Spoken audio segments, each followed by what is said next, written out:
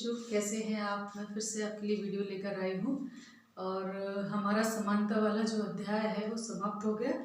आज हम नए अध्याय के ऊपर चर्चा करेंगे। हमारा अध्याय 4 जो है उसका नाम है सामाजिक न्याय, है ना। जैसा कि नाम से ही समझ में आता है कि सामाजिक न्याय यानी समाज में जो चीज़ें चल रही होती हैं वो न्यायपूर्ण होना चाहिए। इसके बारे में पूरी चर्चा करेंगे। तो सबसे पहले हम ये देखेंगे कि न्याय क्या है। इस बिंदु पर आज चर्चा करेंगे कि न्याय क्या है। तो अलग अलग देश काल और परिस्थितियों में न्याय की अलग अलग परिभाषाएं दी गई हैं, न्याय की अलग अलग व्याख्या की गई है। तो प्राचीन काल में क्या होता था कि राजा को राजतंत्र था तो धर्म के साथ न्याय को जोड़ा था। कहा गया था कि राजा जो है वो धर्म की स्थापना करेगा और न्याय की स्थापना करेगा, अर्थात जो अन्यायी है उसको दंड देगा, जो जिसके साथ अन्याय हुआ है उसकी वो भरपाई करेगा, है ना। तो इस प्रकार से न्याय की स्थापना करना राजा का धर्म है, तो धर्म के साथ जोड़ा गया था, है ना। तो आगे थोड़ा सा और आगे चलते हैं तो प्लेटो हम राजनीति विज्ञान की शुरुआत प्लेटो से ही मानते हैं, सुकरात उनके गुरु थे।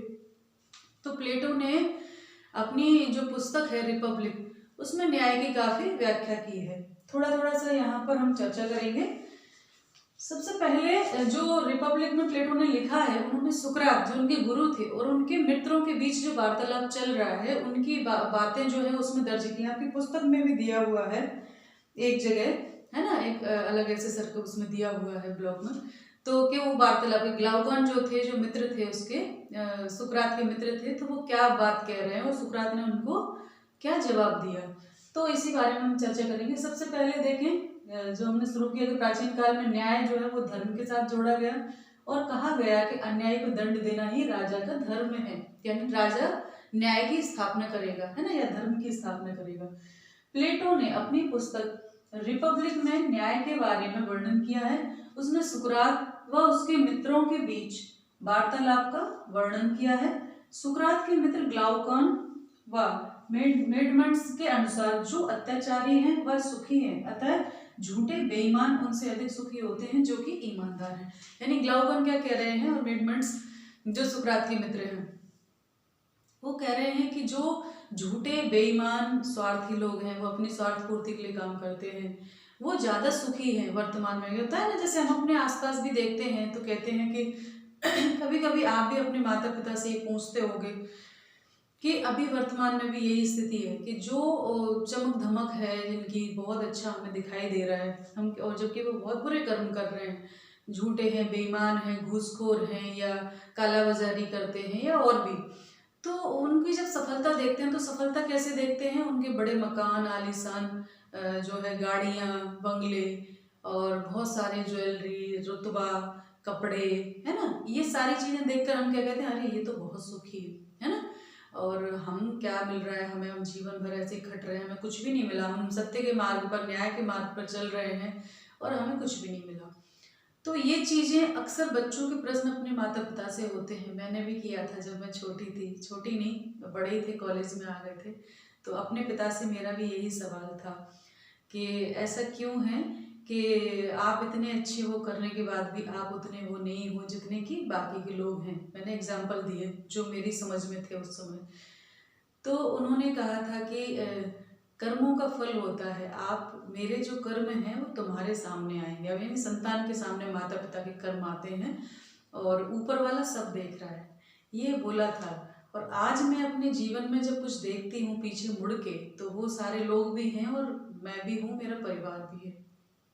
तो अपने पिता की कही हुई वो बात मुझे आज अक्षर से सही प्रतीत होती है कि वो सही कहते थे। उनके अच्छे सद्कर्मों का फल है कि आज हम, मेरे अंदर इतनी बुद्धि विवेक है और अच्छे मार्ग पर चल रही हूँ और इतना सारा विद्या दान में, विद्या अर्जन में अपना समय व्यतीत कर रहे हैं। तो ये सत्कर्मों का फल है। हो सकता है मेरे पास बहुत बड़ी गाड़ी ना हो, बहुत बड़ा बंगला ना हो, लेकिन एक सुखी शांत परिवार सबसे बड़ी उपलब्धि होती है। सबके अपने अपने मायने हैं।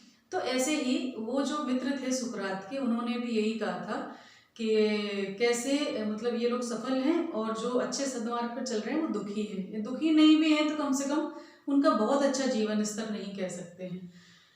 तो सुकरात ने कहा था है ना। सुकरात ने क्या कहा उनके जवाब में कि यदि सभी लोग अपने स्वार्थ के अनुसार काम करने लगेंगे, सभी लोग बुराई करने लगेंगे, बुरे मार्ग पर चलने लगेंगे, तो क्या जीना संभव है। मान लो सभी अत्याचारी हो जाएं, जो जीवन चल रहा है या संसार चल रहा है वो कुछ अच्छे लोगों की वजह से ही चल रहा है ना, क्योंकि वो अपने नियमों का पालन करते हैं, अपने कर्तव्यों का पालन करते हैं, समाज में शांति बनाए हुए। अगर सारे लोग उन जैसे हो जाएं जो 10-20% या 50% है, तो फिर कैसे जीना संभव होगा। क्या कोई सफल हो पाएगा, फिर कोई भी सफल हो पाएगा, क्योंकि हर कोई एक दूसरे को मारकाट करने पड़ लगे, है ना। झूठ, बेईमानी, धोखा, ये सब पूरे समाज में व्याप्त हो जाए तो क्या संभव है जीवन? नहीं। तो ऐसे में कुछ नियमों का होना आवश्यक है कि जो ये तय करते हो कि ये न्याय है ना। तो सुकरात का यही जो कथन था कि सभी लोग अगर ऐसा करने लग जाएंगे तो समाज में अव्यवस्था फैल जाएगी, है ना, अनाचार फैल जाएगा। है अभी, लेकिन उतना नहीं है। कहीं ना कहीं जो न्यायपूर्ण व्यक्ति हैं या जो सच्चे लोग हैं उनके कारण जो है ये बचा हुआ है। ठीक है। तो इसमें कहा गया कि न्याय क्या है, कि हम जब व्याख्या करते हैं तो मैंने बता दिया। ठीक है। अब उसने डॉक्टर ने कहा है, उन्होंने कहा है कि डॉक्टर होते हैं क्या हम न्याय क्या है। यहाँ पर उसकी परिभाषा है सुकरात की। न्याय क्या है? क्या अपने मित्रों का भला करना, अपने मित्रों का भला करना एवं दुश्मनों का बुरा करना ही न्याय है। दुश्मनों का न्याय करना ही दुश्मनों का भला करना, दुश्मनों का बुरा करना ही न्याय है। क्या है? न्याय है ना, न्याय है। तो ये क्या ये परिभाषा सही है जो उनके मित्र कह रहे थे कि भाई जो बुरा कर रहे हैं वो सुखी है? तो ये तो और भी मतलब सही परिभाषा अगर कहें, क्या ये सही है कि अच्छे के साथ अच्छा करो, बुरे के साथ बुरा करो? तो ये भी जो है नहीं कहेंगे, क्योंकि डॉक्टर्स जो होते हैं वो सभी के लिए समान होते हैं, चाहे वो अपराधी उनके सामने आ जाए या भला व्यक्ति आ जाए, वो सभी के प्राण बचाते हैं, है ना। वो सभी की भलाई के बारे में सोचते हैं। ऐसे कुछ पेशे होते। शिक्षक है, कितना भी दंड वाला हो उसको थोड़ा सा डांटेंगे, लेकिन उसके साथ भी भला करने की कोशिश करेंगे कि ये सुधर जाए तो आगे बढ़े, है ना। तो इसी प्रकार से ये क्या ये न्याय है? तो नहीं, ये भी न्याय नहीं है। फिर न्याय क्या है ना। हर एक व्यक्ति का वाजिब हिस्सा देना शामिल है। तो यहाँ पर आता है कि न्याय का अर्थ है, न्याय का अर्थ है हर एक व्यक्ति को उसका वाजिब हिस्सा देना। ठीक है, वाजिब हिस्सा देना ही न्याय है। ठीक है। अर्थात जो उसके लिए सही हो, यानी जो उसके हक का हो वो उसको मिले, तो ये न्याय होता है। यानी जो व्यक्ति जो पाने का अधिकारी है, जो वास्तव में जैसे समानता वाली बात जब हम करते हैं तो उसको जो मिलना चाहिए, ऐसा नहीं कि हम चाहते क्या, हम चाहते तो बहुत कुछ है, पर हमें क्या मिलना चाहिए, एक न्याय संगत बंटवारा होता है कि हमें ये पाने के अधिकारी हैं तो हमें ये मिलना चाहिए। ठीक है। तो इसी में फिर आगे बढ़ते हैं हम, समानता की बात जुड़ जाती है, अवसर की समानता की, है ना। और आगे बढ़ेंगे तो अवसर की समानता उसमें शामिल हो जाती है। तो प्लेटो के जमाने की तुलना में आज जो है हर व्यक्ति का प्राप्य क्या है? ठीक है, एक जरूरी समझ बदली है। यानी अब जो उसने कहा था कि हर एक व्यक्ति को उसका वाजिब हिस्सा देना ही न्याय है, तो ये परिभाषा थोड़ी सी आज जो है वो बदल गई है। और ये कहते हैं कि किसी व्यक्ति का प्राप्य है, यह क्या पाने का अधिकारी है, अन्याय की हमारी समझ से गहरे में जुड़ी हुई है ना। यानी हर एक को उसका प्राप्य प्राप्त होना ही न्याय है। हर एक व्यक्ति को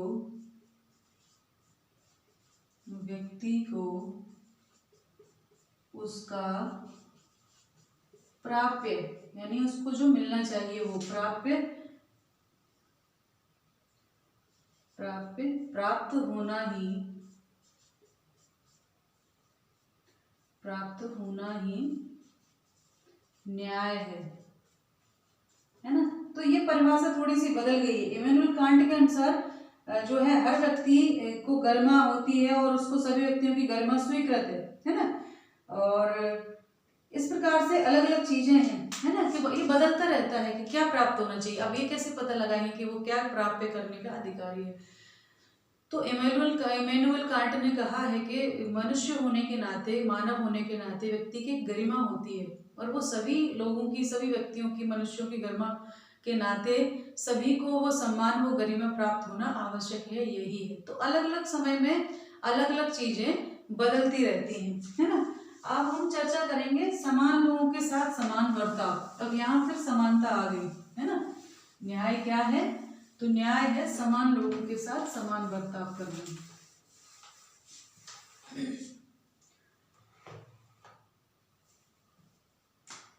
ठीक है, समान लोगों के साथ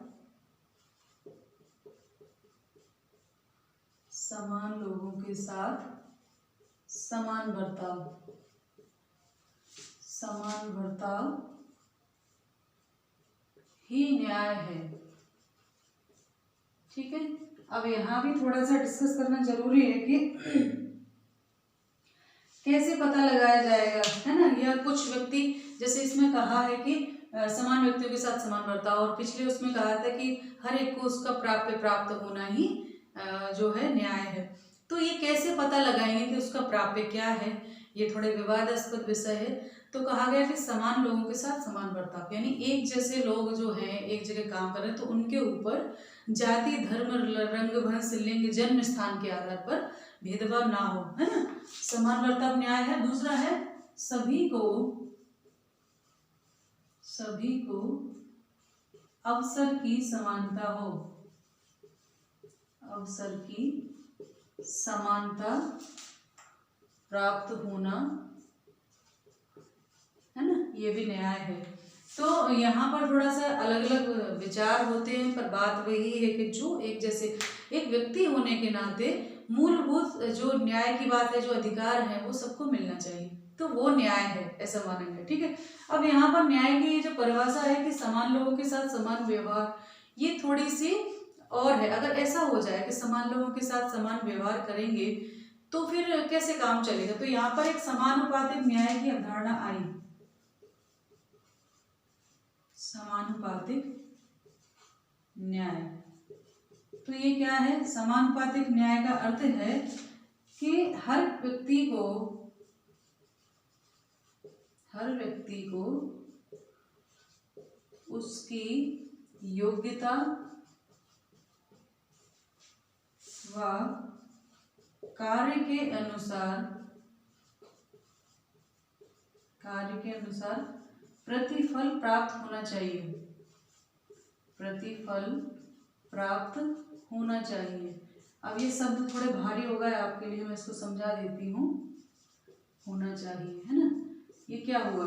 इधर कह रहे हैं आप समान बर्ताव और समान, ये ठीक है, यानी एक जैसी परिस्थिति, जैसे कि मैं हूँ, मैंने अपना स्नातकोत्तर किया, मैं जो है उच्च श्रेणी से उच्च माध्यमिक शिक्षक हूँ, तो मेरे ही समान कोई और उच्च माध्यमिक शिक्षक है जो उसी दिनांक को उसी सन में उसकी जॉब लगी है, तो उसको भी वो वेतन मिलना चाहिए जो मुझे मिल रहा है, उसको भी वो अधिकार मिलना चाहिए जो मुझे मिल रहे हैं अपने वर्क प्लेस पे, है ना। तो ये हो गया समान बर्ताव, यानी एक जैसी परिस्थितियों में एक जैसा बर्ताव।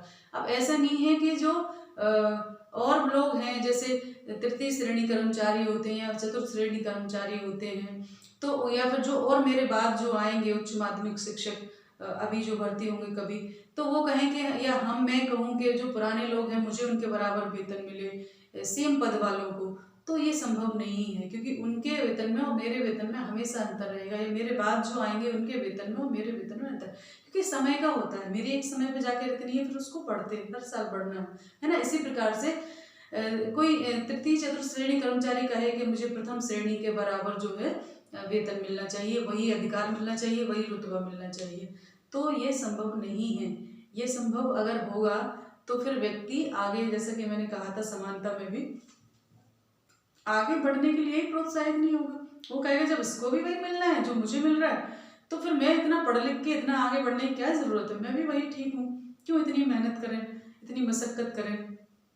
तो अपना जो फल है, कर्म फल है, यानी जो अच्छा करता है उसका पारितोषिक तो मिलना चाहिए, उसका इनाम तो अवश्य मिलना चाहिए, तभी व्यक्ति आगे विकास के लिए, नहीं तो कोई भी विकास नहीं हो, समाज का विकास रुक जाएगा अगर ऐसा कर दिया जाए तो इसलिए कहा गया कि समान लोगों के साथ समान वर्तन, सभी को अवसर की समानता है, ठीक है, कोई भेद नहीं किया जाएगा।